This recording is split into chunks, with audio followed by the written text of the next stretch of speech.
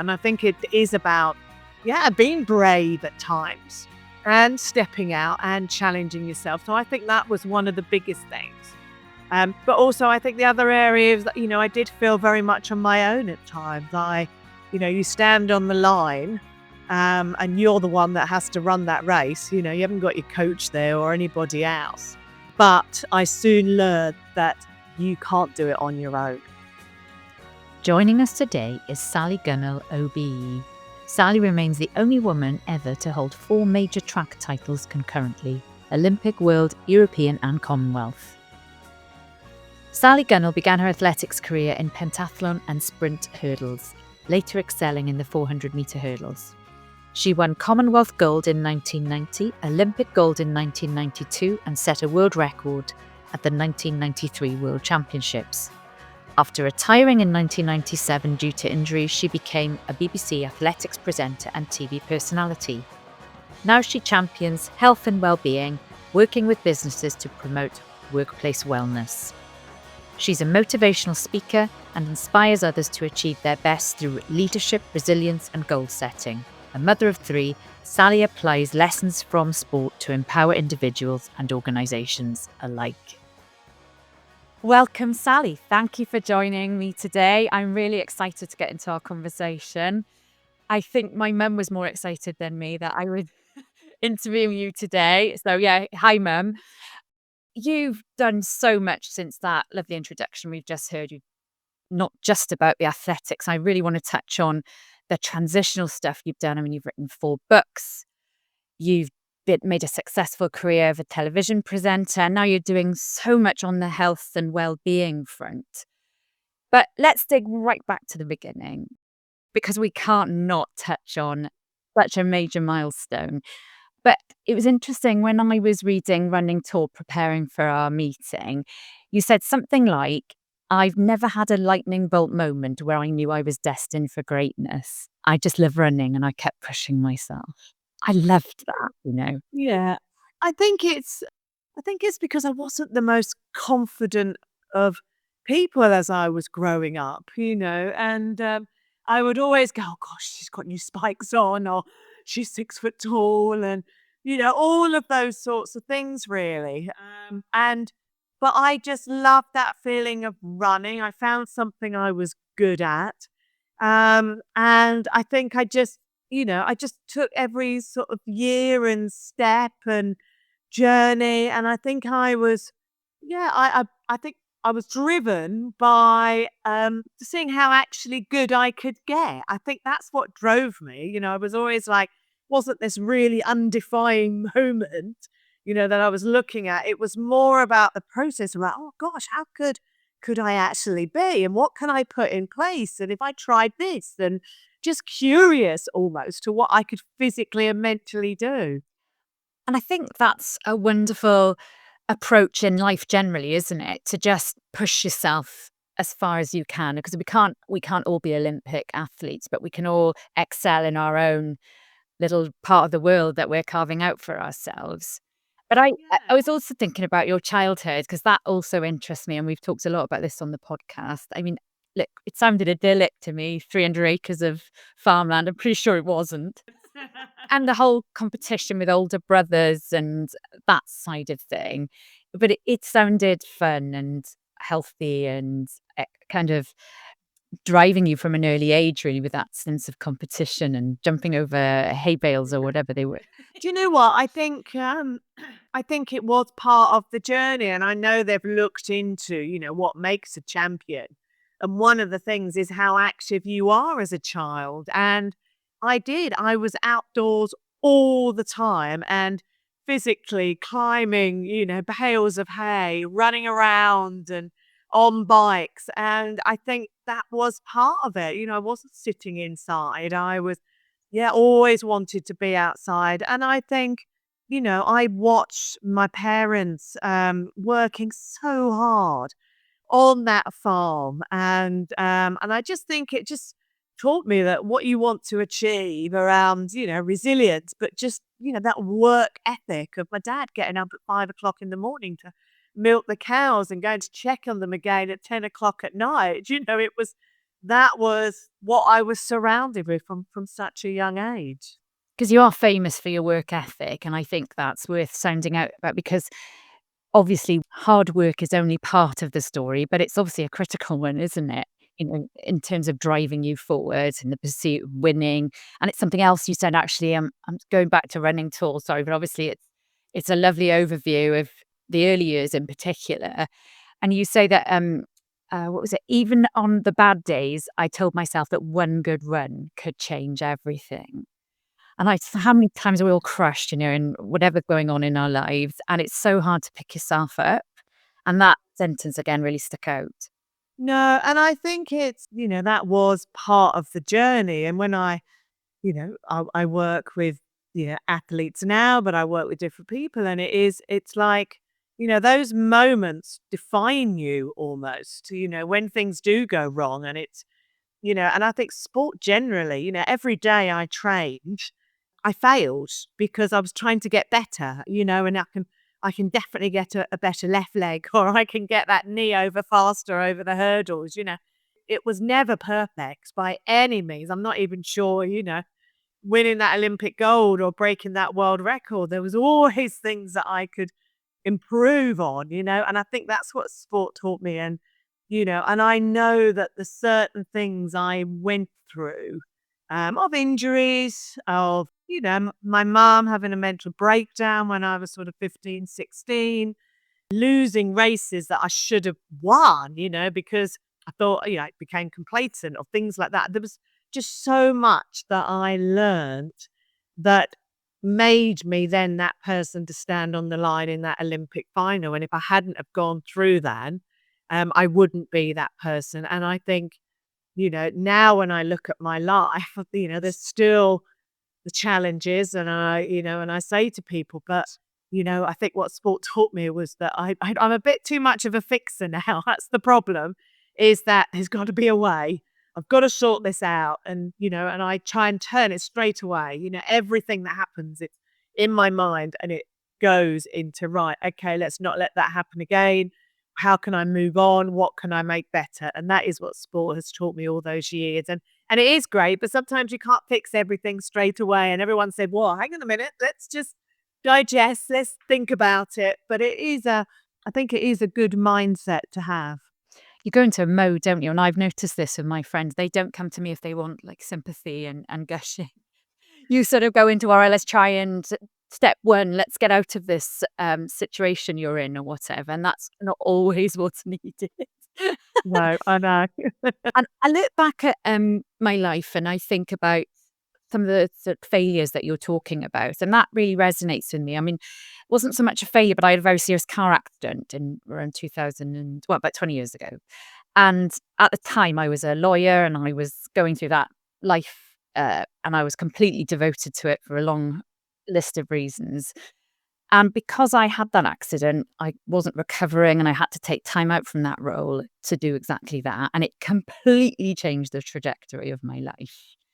But I can put that down to one particular kind of failure or difficulty, challenge, whatever. Sounds like you had a lot with injuries, and I hadn't heard actually about your mum. I'm sorry about that. That's something that resonates with me as well.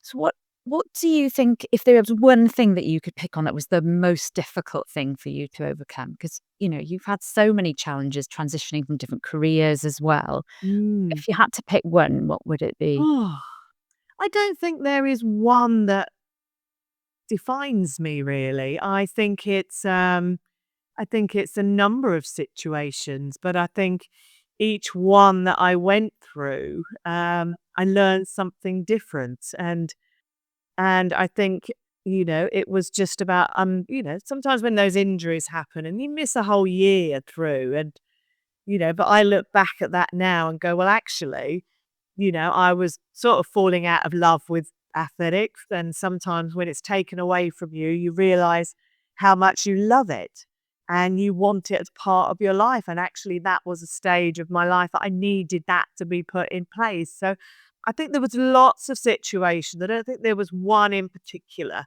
but now in this stage of my life now, there are still things that happen. There's never perfect days. There is always challenges, but it is about, reevaluating your life, what's important to you, where do you want to go? It makes you think rather than go, oh, poor me, everything's always goes wrong, which is, I come across people that are always saying everything never happened, always happens to me, and I can never pick myself up. And I think, it is about, turning that negative into those positives. And I think it is the skill we have to learn in whatever we're doing in life, because if not, it's draining, it's depressing, it brings us down if, we allow ourselves to have that negative thought always in my mind.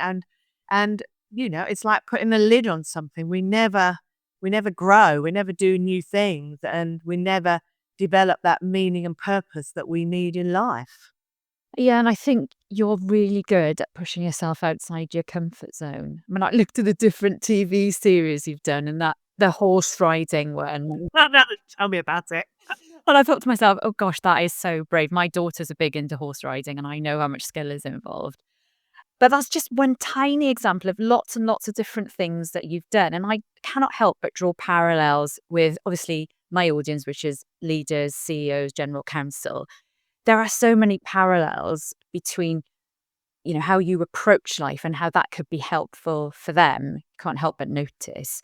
If you think about it, have you seen that in your own experience? You've spoken widely as, a motivational speaker in many, many companies. I couldn't believe some of the logos and I saw actually on your show reel. Is that something you've noticed in those conversations, the parallels? Unbelievable. And what I learnt from my athletics, I draw on my life now. And it is the same, parallels around, having people to support you, having a great team of people around you, around not being, scared of change, of challenging yourself, of, yeah, getting out of that comfort zone. How important those, the 1% are, the little things that seem so insignificant in your life can make the difference. And, they were the pieces I had to learn on this journey. And then I think about, sometimes we get stuck and we get stale in what we're doing. And I can relate it back to as an athlete, I was brilliant at 100-meter hurdles. I was the best in the Commonwealth. I was the best in the UK. But I wanted more. I wanted to be the best in the world. And to pack all that in and go, let's try 400 hurdles, which I hadn't got a clue whether, I knew it was going to hurt, but how easy I could have stayed. And so often it is, in a parallel of staying in what we think is our little comfort zone, something we're good at. But, after year, that comfort zone just gets stale. We don't really grow. We don't really develop. We're not motivated. We're not driven. And that is because we're just ticking the boxes. And I just think as a leader, sometimes it is about going, well, am I happy? Do I want to be doing this? What else could I do? And not having that fear of failure, because, at that period of my life, it was like, well, you can go back, it doesn't matter. But do you want to go through life thinking, what if, why didn't I try that?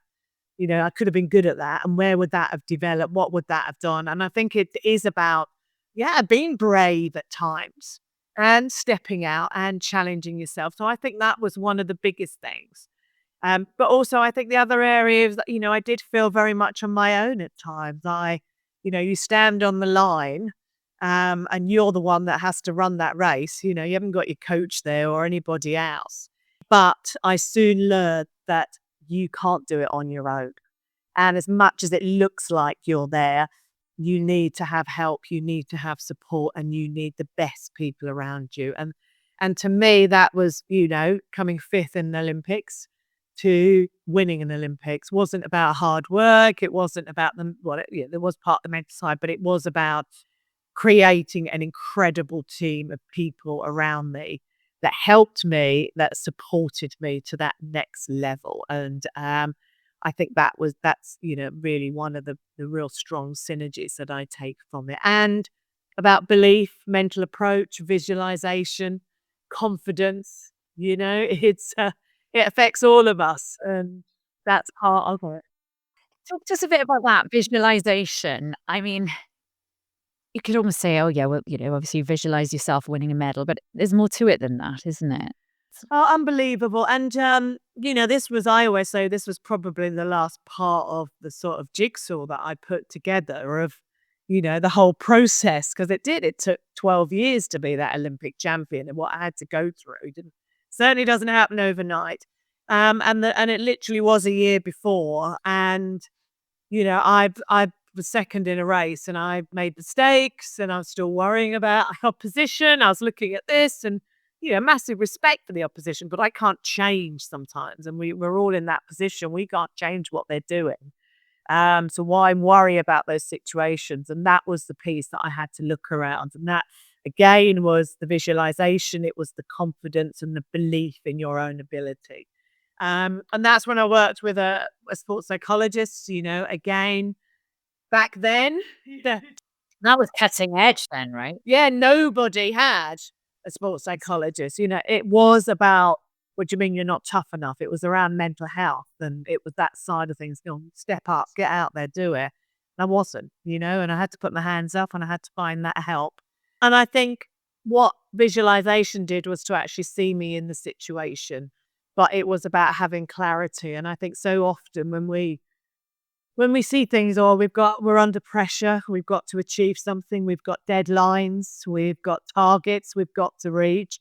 It can be a scary place. That Olympic final, I would probably normally sit on my bed the night before and think about the race. And I think sometimes in these situations, we don't even think about that target and what it would look like to achieve it, or if we don't, or, all of those things. We just take each day and we just keep going. And I think what the psychologist taught me was that you have to have that vision and you have to see yourself achieving that target.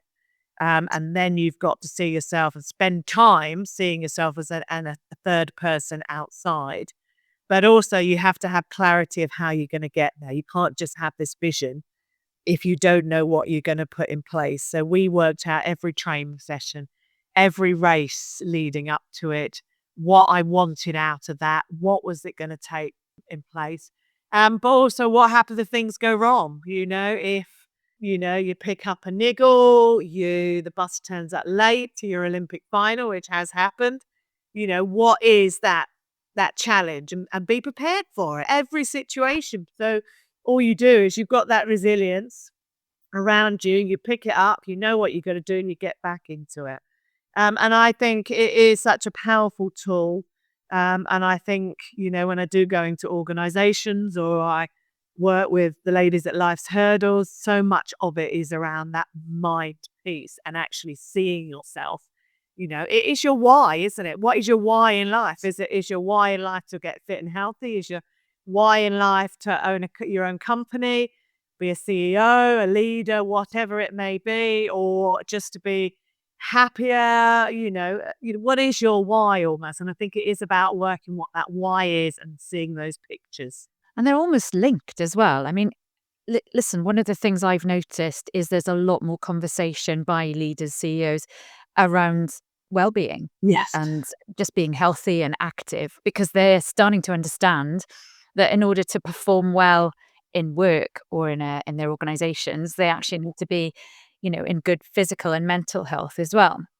And you just touched on resilience. Again, I think I read a study recently that said 90% of high performers attribute success to mental resilience over talent.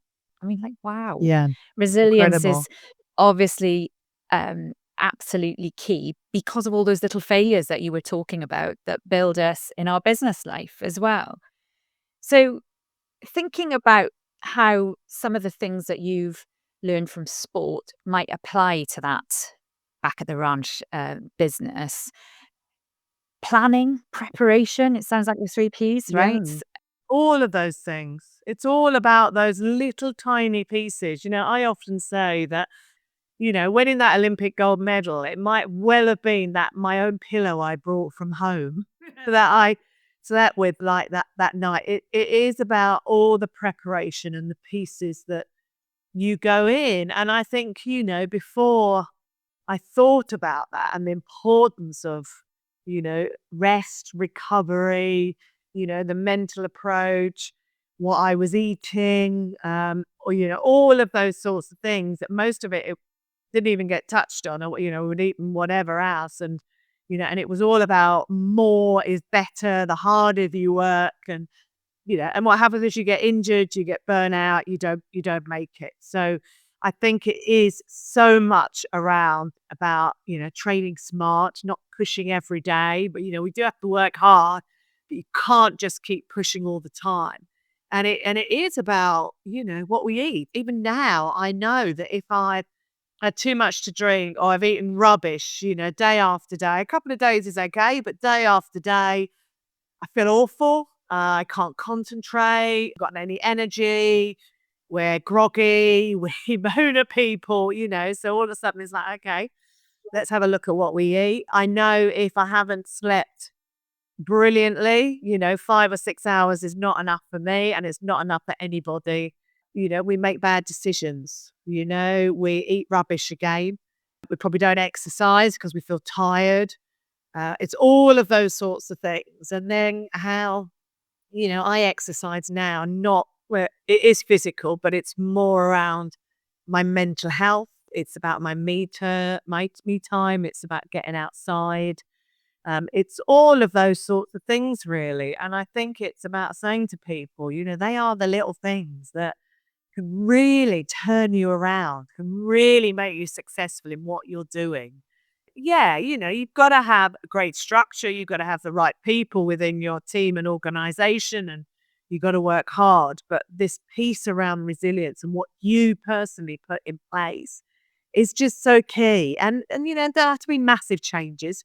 It's just small little things and consistency that you do in life that can really, really support you. And I think what it then does is when the rubbish comes in, and rather than, kicking off and throwing everything out and, the blower's going, the boiler's off, you can then go, okay, let's reassess, let's sit back, let's look at what the problem is and how you see it and how we move on. And it's a much smoother transition. And you're not causing health issues of stress in your life, and it is, heart health and stress is the biggest killer in the UK and in the Western world. And I think it is so much. I've had too many people that are close to me that have, very fit and healthy, but have very stressful jobs and they have never looked at what they eat. They probably push themselves too much on a bike, drink too much, and a lot of stress in their life. And they never looked at, how they coped with that stress. And I think, it's really made me want to try and get that message across to everybody about looking after themselves, put themselves first almost. Yeah, and I think we can all learn from that because I don't know about yourself, Sally, but whether you see this a lot, but I know in my own life, I've perhaps put myself on the back burner because I'm too many balls in the air. We've all been there. I'm really interested in digging down on, is that the sort of what you were describing about those little things? I've heard you talk about the 1% before, Yeah. and I think you mentioned it earlier. Is that what you mean by that? The sort of little tiny factors almost that, Yeah, it is, because sometimes we say, is that really going to make a difference? If I go to bed and I'm in bed by 10, 11 o'clock, and you go, actually, yes. That little difference of being in bed and trying to be asleep by 10:30, that little 1%, they do add up, and, um, that is where I had to go. I talked about that little pillow. I talked about, you know, I don't know, taking the dog for a walk, chatting to a friend, having a cup of tea, reading a book, all those little things which, in life you go, is that really going to make a difference? And the answer is, yeah, they do. And I call them my me time. It's called, how I deal with stress, and something I did in the call room was around breath work, and people often go, what's that all about? But actually, I didn't know I was doing that there, but it just calmed me down in a very stressful position, just about to go out and do that Olympic final. Didn't know what I was doing, but I've researched it a lot now, and it does. It helps me if I feel anxious before I go out and do a talk, or if I've got a meeting and I just like nobody knows I'm doing it. I might be doing it on the train. Those are the little 1%, and we can all do with that. And I think, those 1% add up and they could be, the difference of you reaching your target or being a great leader, and how you dealing those situations. And I think it's about, yeah, realizing what can I put in, and they don't have to be massive. You don't have to change everything. It's just doing little things consistently and putting yourself first, really. Yeah, because many of the leaders I work with, they operate in like seriously high stakes environments, relentless pressure. And I'm hearing you talk about, I can't even begin to imagine what the pressure was like going out into that Olympic final. But are there sort of daily habits that they can adopt that might help them handle that type of pressure? Or do you think it's very unique to the person, if you like? No, not at all. I mean, I always say, one of the hardest pieces I had to learn was, when you achieve, you're an Olympic champion. It's the first major medal that you really won. You've got to stay at the top, and the pressure there was enormous. But I realize now that the way that I dealt with that was about having, you know, putting all those little pieces in place and looking after myself and having my downtime, being, physically fit and healthy, eating the right things. They helped me to stay at the top. And then that supported the mental side. I always say probably as much as 70% it was in the mind when I went out there. And, if you've got that resilience and you've done those little pieces, it's a lot easier to control that voice in your head because that's the piece that everybody has, and that's the piece that overtakes us, and that's the piece that stops us from doing things. That little voice in our heads that's saying, "Can I really do this? I've got so many emails, and I'm under so much pressure, and how am I going to be get doing that?" And if you keep listening to that voice, you're not going to get through everything. You're not going to be able to deal with it, and you have to find the confidence and have that strong mind. And by having that those 1% and that resilient to looking after yourself in place helps you to have that clarity within your mind to be able to control that little voice and go, well, actually, I am really good at what I do. I wouldn't be in this job unless, I had that skill and let's use it. And I think you have to have those pieces in place, those little pieces in place to have that strong mind and have that clarity. And you have to work at it. It doesn't just happen. You have to work at it. You have to think about it. You have to plan it. You have to put it into your life and realize that it's not being selfish. It's for the better of everybody else that's around you and your team, your family, and, whoever you're in charge of. And I saw that, I think it was even last weekend, it was one of your son's birthdays and you perhaps overindulged a little bit on food or whatever. And I love that you were, forgive yourself. That's fine. It's part of life to enjoy these things, but kind of don't just spiral out of control into depression about it. Use it as well, that was normal and that's fine. And I've done all the hard work up until this point, so I'm allowed to indulge a little. I love that. Yeah, I think we can't be perfect every single day. It's just impossible. There's always going to be things that come in from a sideline or whatever. But I also say, we've got to be able to deal with those, and we've got to enjoy our life, and I will still have a takeaway on a Friday night and share a bottle of wine with my husband, because that's important to me and I love that and it's my downtime, but I don't need to be doing it every single day. And I will have a couple of days off because I don't know, I'm working hard or whatever and not gone for a run or not hit the gym on that day. And that's okay. But if I've done that for more than 3 and 4 days, then, I'm not really very nice to be around. So I know that it's important to be able to go back. So it's creating that mindset And by creating that mindset, it's having that planning, knowing what you would like to have. And also we call them our non-negotiables. You can't we often have this, what is the perfect? And we try and be this perfect and we can't. But if we have a range and we can try and be in that range, and it might be like, I don't know, to do with exercise or something like that. And I might say that actually, my top of my range is if I can go to the gym and go for a run and do that for 5 days of the week, that's the top of my range. The bottom of my range is probably 3 days a week if I can do something. If I can do something in between, then that's okay.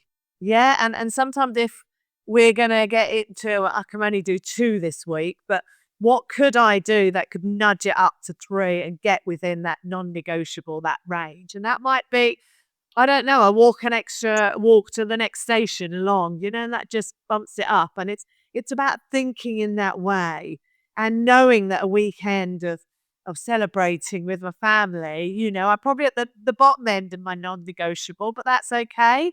And then, the next couple of days I can nudge it up a bit. And I think if you just get into your mindset, we can't always be perfect, but what is that range? What would we be happy with? And how can we work within that range? And, when I talk about health and well-being, I talk about, exercise, what we eat and sleep, and trying to keep that into that range almost. What I was going to talk about as distractions are actually like critical to our enjoyment of our life, as you say, because I think it was in 10 Hurdles of Life, you sort of looked at the importance of goal setting and focusing on those goals during your career. And I guess learning to avoid distractions, but I guess it's less than that. It's more about managing distractions, like, but they're the main part of your life actually, in your family, but sort of balancing them, I guess.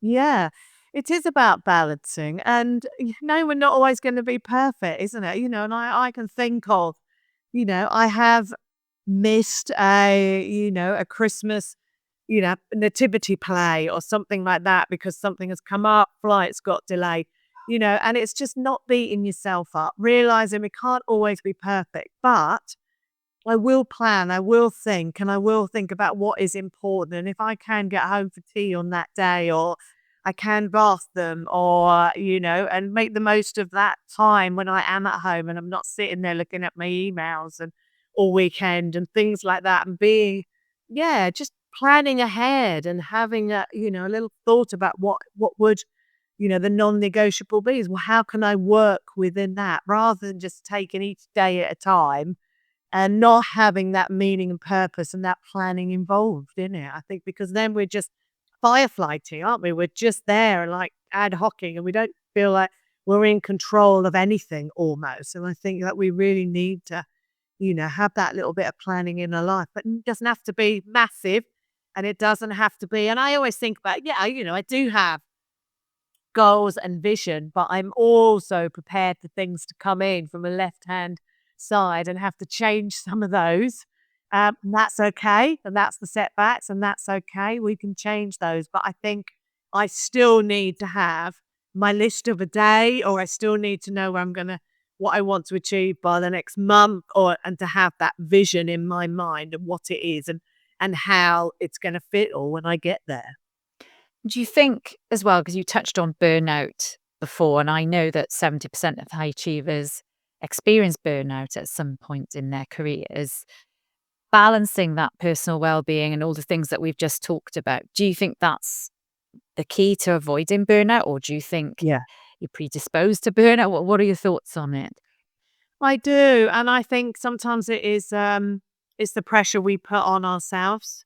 And I really admire somebody, some of the companies that I've been in where, the leaders, the CEOs have gone, I'm going to take the weekend and I'm going to be with my family, and talk about how passionate they are to go off and do activities and bike ride. And I think it is about, don't always think that other people are judging you all the time. And I think that's sort of where I was coming from in my career.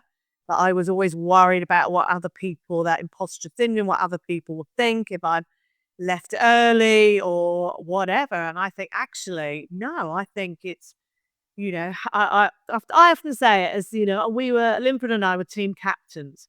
We couldn't be there to pick everybody up when they failed or to wish them luck before they go out at the race. But the best thing I could do for us was to lead by example. And I think as a leader, it's like, surely your leadership skills is about how you want to lead your team as well, and how it's okay to go to the gym at lunchtime or after work or be seen, because I think that then allows everybody else. And I think that's really important because we know those things of, how what you physically, and you look at your exercise that you do and what you eat, and allowing yourself a lunch break, some food, healthy food, and all of those things are really part of, preventing that burnout and how you deliver on a day after day. And I think it's allowing people to see you in that, building that culture, isn't it, around you is really, really key. And I really respect that. And because staying motivated, I mean, look, the positivity emanates from you, Sally. And like, just after half an hour speaking with you, I can see how everything you approach is positive, positive. But that doesn't come naturally to everybody. Maybe it didn't come naturally to you. I'd be interested to hear, but you are obviously so motivated. How do you keep that momentum up? Yeah, do you know what? I do have bad days, don't get me wrong, and I will have bad, I call them my red days. But I go on my red days where, and those red days is I've got a lot of work on. I'm charging around, and trains have been rubbish. I haven't exercised, I've eaten rubbish. But I go, okay, how can I make this day better? And maybe I will get home and I don't know, I'll put the sauna on, or I'll take the dog for a walk. Do you know what I mean?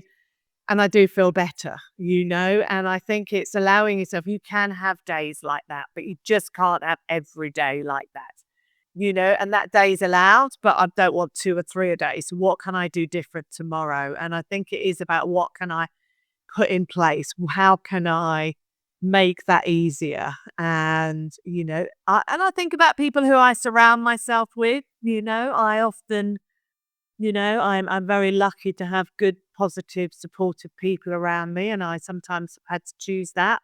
Can't always be in control, so I will think about when I remove myself or how I can support them as well, because I've been in situations where, I shared a room with somebody at a European Championships who moaned every single day. I didn't win when I should have done, and I soon learned that I was what the situation was and why, because I was around that negative thought, and I can't do that. So I purposely surround myself with good, positive people. And I think, who don't drain you, and that is about your team, who fuels you, who gives you energy. And it's thinking again, all those little things that you put in place. I've definitely heard you talk about your husband as your backbone, and you met him at an early age, didn't you? And I think was it the Seoul Olympics? You went to that really, what you was describing as a fancy, it felt like a health village, I think. But you were in a small group with Linford Christie, I think it was, and others. And I can remember thinking when as I was reading that it sounded quite motivating to be in that group all going towards the same goal. And again, parallels for me with getting the right team together for business. Yeah. Yeah. Unbelievable. And I think it is, they helped me, they supported me, because, you go out to those major championships. And I was listening to a podcast the other day with Johnny Wilkinson, and we all know he's had a lot of mental health issues. And, I heard him say, those days that he went out at Twickenham, you go, God, I don't want to be here, and how nervous you are. And I was like that, I coming out to an Olympic final, you go, why do I put myself through this? Why do I do this? I used to think it was just me that used to think that. And I think it was quite refreshing where you were able to talk to the Linford Christies, the Colin Jacksons, and everybody felt the same. It's okay to feel like that. I just thought everyone was like, oh, yeah, this is brilliant. I love all this, but it's not. So, and I think just hearing Johnny talk about that the other day, it's like, it's okay. We can't always feel, great. And we never did. We were nervous and expectations and all of that, and how you need that help, and just chatting that out with them and just realizing that they were going through the same thing was just comforting. And I often think, sometimes in those positions and some of the things that I did mentally before those big things was actually I used to have to bring it back down. And I think sometimes in what we do in life is that we can only ever do our best. And if the best is good enough, then I might win on that day. But if the best isn't good enough, then that's fine. I might get second or third or sixth or whatever, but I've got to give myself every opportunity to have a go. And that's what I wanted to do. And I think that's a really important part of where I go in life is, as long as I can roll up, I can rock up, I give myself half the chance. And if my best is good enough, then fine. And if it's not, I'll pick up the pieces, I'll move on. But I've actually given myself, half the chance. And I'm not sitting there going, God, if only I'd done that, or if only I'd eaten well, or if only I'd put that in place. And yeah, we will learn from those and that will cut. But I think sometimes you just, when those big, big races is that, just give yourself half the chance. And I think what I'm hearing as well, and it's sort of weaved its way through all our conversation now that I think of it, is you self-reflect a lot, I think, on your performance, how much you've trained, your attitude every day. Do you think feedback, whether that's from yourself or others, how important do you think that is to Yeah. receive? I think it's massive. And I think just saying what you're saying, whatever I do, I always, and I think this is again what sport has taught you is how can I get better on that? I never look at that as, oh, that was brilliant. That was great. I'm always right. Okay. How can I make that better? And it's not in a critical way. It's just, I think it just goes back to my athletics was how can I be the best version of myself? And I think it's the same in business. It's the same in, creating and building life's hurdle that we're doing now. It's, I love it and it's great and it's working, but I'm always like, how can I tweak this? What could we do? And how could we develop that? And what else can I get out of that? What else can other people get out of it? And that's the bit I love. Talk to us a little bit about life's hurdle. Yeah, tell what is that about? What are you doing? Yeah, do you know what? I think, when you retire from athletics, and I know lots of sports people have struggled, and I really get it because you retire at 31 and as an athlete, your sport has defined you and overnight that changes. And you know, I think back of stages through my life and I've had to keep reinventing myself. I've had to set myself new challenges, new goals. And I think that's how I've dealt in difficult situations of, trying to find what I'm going to do next after, you retire and want something that's identified you. But it was having a new challenge, a new goal, learning new things and feeling fresh and excited about things. And I think that's what I've had to do throughout my whole career. And don't get me wrong, lots of things have gone wrong and I've learned them, with different businesses and people offering us opportunities and think that person and it's not, and I've, it's been some really tough ones, but I think I have learned on that journey.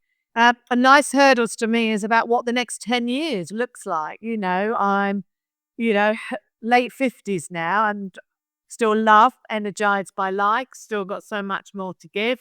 Doing better than the rest of us. Well, do you know what? I just think, what is it? I don't want to be charging all over the place. People talk about slowing down, but what do I want to be? I want to be having a, where I went with it, I want something that I can and do for the next 10, 20 years. And I would still want to be able to, I can affect people's lives. I can help people. I can support people. And what does that look like? And to me, it was around, at the moment, it's around women that have gone through the same situation as me. We're going through changes in our bodies, 40 plus, with, all sorts of things are happening as we go through menopause. And we've set up an online course, online sort of program, helping women who are very professional women who are, CEOs and working full time all over the country. They're women that have never looked after themselves. They're always looking after everybody else, elderly parents, kids, balancing work. Probably sounds quite familiar, but they've got to the point where I need help. I need support. I need to be more confident in myself. I need to be stronger. I'm getting all sorts of aches and pains. I've got anxiety in my life. I put on menopause weight, not happy with who I am. And that's what we do. We have light workouts. So we build those muscles strong, because if we're nice and strong in our body, we prevent illnesses moving forward. It's the biggest thing I think it is that we can do as we, hit our sort of 50s and earlier than that, really, 50s, 60s, to keep our muscles strong, because we can then, when we walk up those hills, we can keep up with our grandchildren, we can carry that furniture, all of those sorts of things. And we help people to understand around food, protein intake, what they should be eating to keep those calories down. And then we work on people's mindsets. So you don't just stick to a running program for 3 weeks and then it hurts so much you throw it out, or you do some sort of, I don't know, 3 weeks or 5 weeks of, watching all the calories and all this, and then wonder, you can't stick to it because it's too difficult. So it is about the journey and supporting. And the bit that we are different is that we're there to help you, to be accountable for, to support you. And I still have a coach.